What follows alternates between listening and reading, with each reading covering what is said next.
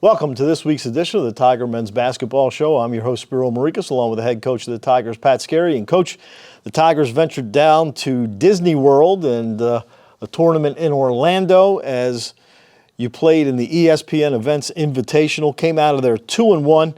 Overall, I think a very good week for your team. Yeah, some really good teams we played against. I think we learned a lot about ourselves. It's always exciting when you get to play for a championship. Obviously, the credit to UC San Diego. They were definitely the better team that day. But yeah, we had a couple good wins, and a lot more good than bad from the trip.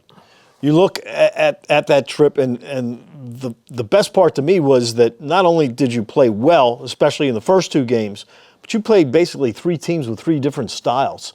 And Liberty, a very, very odd offensive scheme, I guess you could say. So your team getting adjusted to playing different ways. Yeah, three teams clearly good enough to win our conference and what we aspire to get to, and three top 100 teams. They all presented different challenges. Obviously, we had a lot more time to prep for Rhode Island.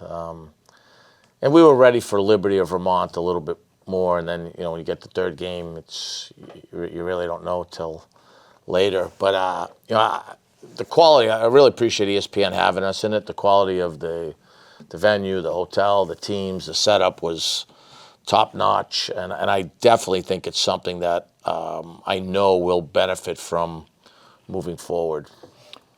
What about your team is in a confined space for a long period of time, 5-6 days.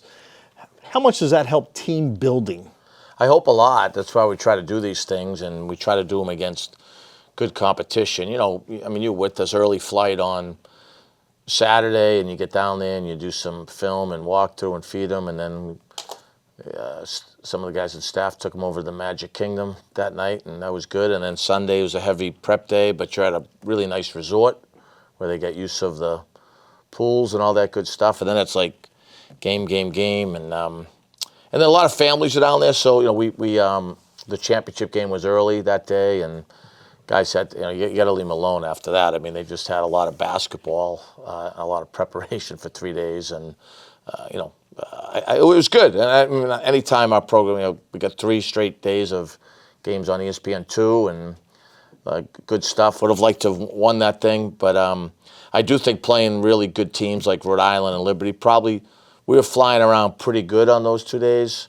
There was probably a little bit of tread on our tires, and San Diego was awesome, and we just couldn't stop them.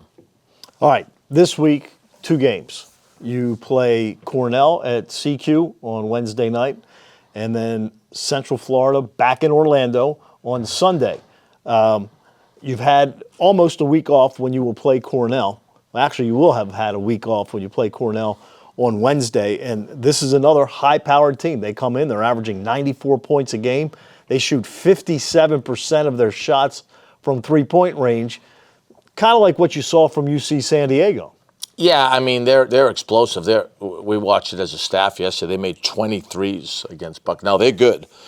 It'll be them and Yale to win the Ivy League. This is a really, really good team. Well coached. The kid Nord is one of the best scorers in the country. They're deep. They play fast, and it's a good game prep also for what's going to be a really good William and Mary team in our league. It's a totally different style, but hopefully there's going to be a lot of people here because this is a really good basketball team. I mean, I think they're 116 in the net today. So we're going to have to guard the three-point shot and take care of the ball, and we're going to need to have a Towson effort on the backboards. But that's a team that would do a lot of damage in our league, and we're well aware of that. And they're also a lot of times when you see these teams that shoot a lot of threes, the rebounding numbers aren't great, but Cornell is on the plus side in rebounds, so it's not like they're a terrible rebounding team. No, I like their bodies. They're strong. They're physical. I mean, the Ivy League is top half league in the country.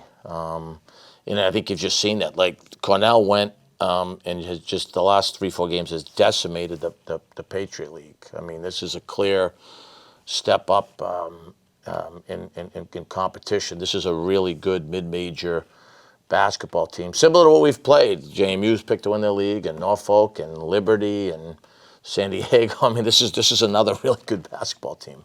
Then on Sunday, you venture back to a Power 4 team when you take on Central Florida, who I believe as of this moment is undefeated. You know, I haven't watched any Central Florida yet. They're in the best basketball league in the country, in the Big 12. We've seen what that looks like at Houston, and we'll see it again after Florida, Kansas. So, who's the guy that put this schedule together, right? It'll be a great challenge and an opportunity for us. And Johnny Dawkins is a long-time successful coach. So He can play a little bit too. He could play a little bit. I hope he's not playing too. At his age, you might want him to play.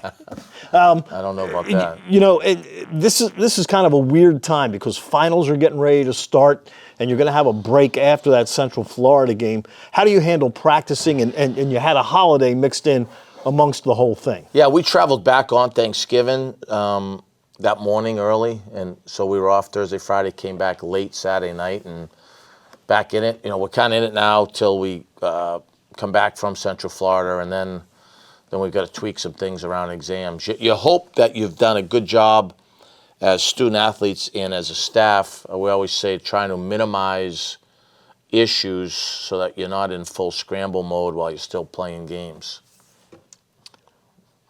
Well, that's the hope. That's the hope. Yeah. That's the hope. A couple of good performances we should talk about in Orlando. Tyler Tejada had a great game against Liberty. Showed really what he's all about, and Dylan Williamson against Rhode Island played a great game. So your two stars are doing what they're supposed to be doing. I mean, Dylan bailed us out against what I think is a really good, well-coached Rhode Island team. He bailed us out, and I thought Tyler was maybe as good as he's ever been. He was really like the bright spot against not just Liberty but San Diego. I mean, we were down by 1,000, and then somehow cut it to 8 with like 10 to go, and he just got it cooking. So we're going to need those guys to get, I think there's still like a little more consistency from both of those guys. And then the next challenge for those two guys, can they make the game easier so we can get more production for a couple other guys? All right. Well, that'll do it. We hope we see you at CQ on Wednesday night, 7 o'clock, as we'll have the game for you. Jimmy Patsos and I will have it for you. And then Sunday at 4 o'clock against Central Florida. Let me leave you with this. People can't drive you crazy if you don't give them the keys. You got that right. I've heard that one. I like that one. Thanks for tuning in. We'll be back next week with another edition of the Tiger Men's Basketball Coach Show.